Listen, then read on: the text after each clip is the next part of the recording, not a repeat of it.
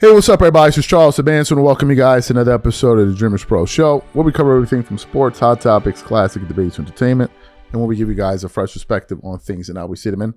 Yeah, we got another one of these shows here, but before we get into it, please make sure you like the video and sub to the channel. Now, I forgot who said this. There was two people that been saying this a lot. And you know me, I ain't got no issue giving people their props. The two people I've heard say this a lot are Too Raw for TV, now Darth Apocalypse, but we're going to call him Too Raw. His mama called him Too Raw, so we're going to call him Too Raw. I got that from. And then the other person is Sports and Fitness Reigns. What have they been saying? These guys have been saying that, why is it whenever they talk about Michael Jordan and Kobe Bryant, they always got to bring up LeBron James in it too? Why is it that there's always somebody that's like, but what about LeBron? It's like, bro, nobody's even talking about this dude right now. Why are y'all trying to bring him in the conversation? Where am I getting at? So this morning I was looking for what to talk about, and I saw an article on Fadeaway World that highlighted a recent visit that Coach K did on the Pat McAfee show, right? And as you guys know, LeBron has actually been on the Pat McAfee show last year, right? Where he made fun of Stephen A. Smith, deservingly so, because Stephen A. Smith deserved to be made fun of. And I'm with LeBron on that one. So he's interviewing Coach K. They're talking about college athletics and, you know, the NBA and the Dream Team. So then they get to the part about the whole GOAT conversation. And then they asked Coach K to kind of weigh in on it. And Coach K said, Michael Jordan is the best player I've ever been associated with. And then he started to talk about how Kobe Bryant was this and that, and Kobe was right there and this and this and this. And then out of nowhere, Pat McAfee jumps up like a 3-year-old in a classroom. But what about LeBron? But what about LeBron? And what about LeBron? And then Coach K is looking at him like, yo, bro, what's wrong with this dude, bro? Like, what are you doing? Like, at first, he kept on doing, he didn't even acknowledge him. Then he kept on like, yo, what, bro? Nobody's even talking about LeBron. Like, damn, son, I get it. You work on ESPN, I get it. But damn,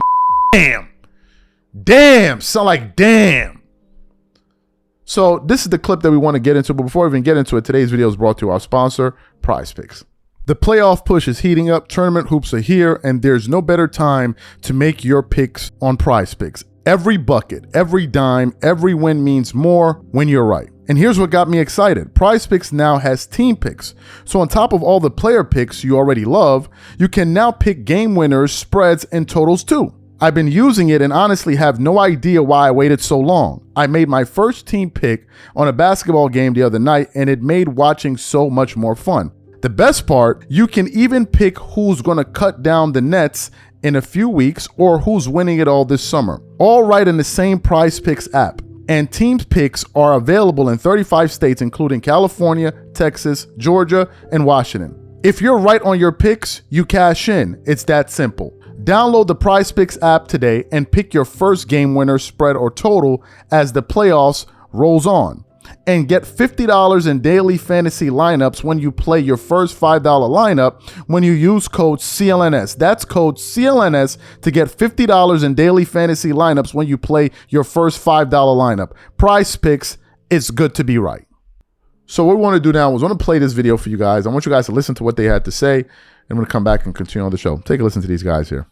What were your practices like for Team USA? Was it sometimes just, hey, I'm going to sit back and watch these guys play 5-on-5 and it would just be electrifying up and down the court? What were some of those things like?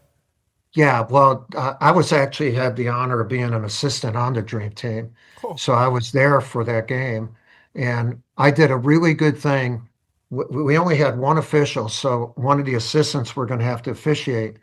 And I told Chuck Daly, I said, I'll take all the drills, let PJ Carlesimo officiate. And he got berated during It was one of the best decisions I ever made. I saw it. I said, someone's going to get their butt kicked, and it won't be one of the teams. It's going to be the only official that understands English. And so PJ really got it that day, and they went after it. The Magic team and the Jordan team, there was so much trash talk, and it was terrific. We didn't have practices like that. The teams I coached, we didn't need it, and it was a different time then. Those guys were taking the NBA culture Bird, Magic, and all those guys in the 80s. And now they were taking it worldwide. They were on a stage that David Stern saw as an opportunity for the explosion of global basketball. And they were on a mission to be not just good, but to be the best. And no team has ever been more talented than that team. And the way they represented the game that's where the Gasols, the Ginobilis, and these guys, they saw that. I get chills thinking about it because those guys would tell you that.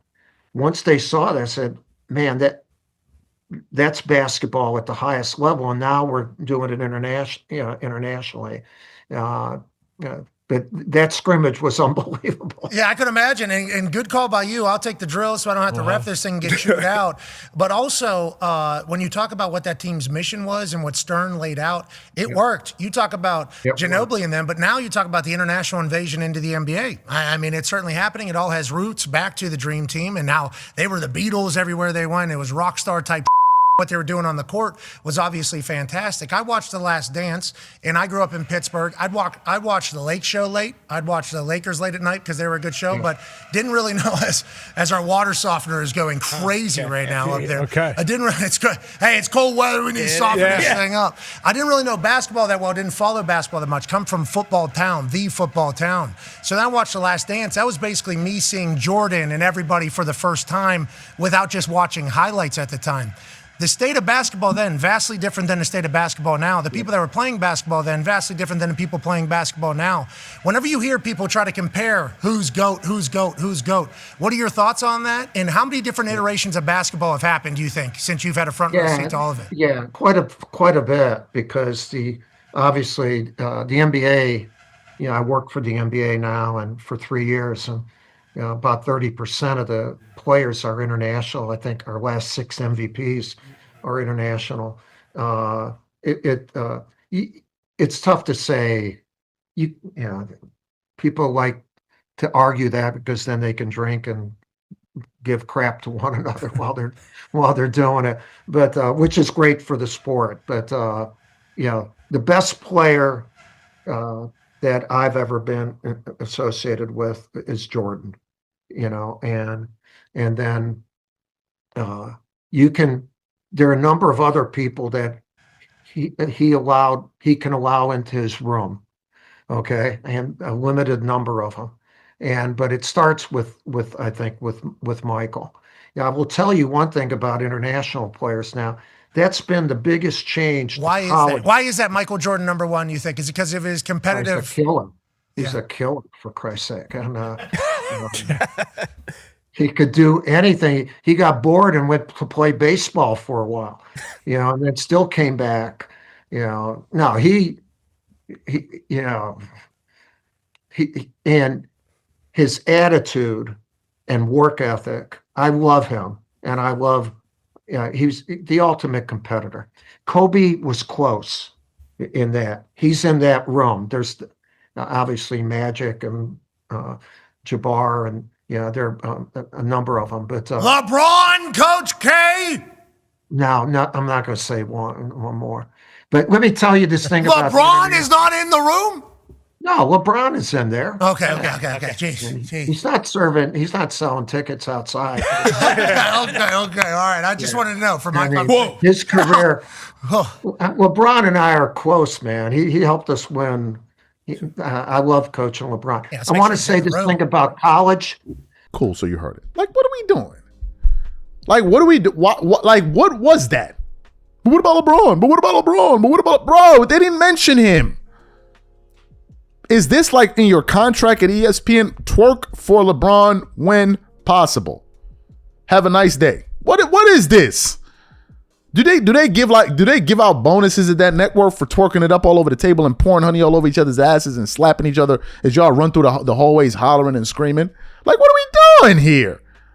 He's talking about Kobe Bryant and Michael Jordan, and then here comes Pat McAfee. But what about LeBron? But what about LeBron? Well, LeBron was there, right? Like, come on, like, yo, bro, it's this. I told you. ESPN is the LeBron James network. That's what it is.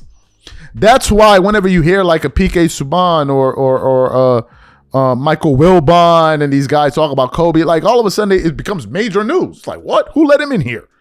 How did he get past the honey? Like, seriously. My Lord, like, bro, damn, nobody was even talking about this dude. But what about LeBron? What about him? Oh, man, you ain't gonna say LeBron? You're not gonna say LeBron? Like, no, he ain't one saying anything. He hit him with the, yeah, I mean, he not out there serving, his tickets or whatever. But like, come on, like, damn. We get it, ESPN. We get it.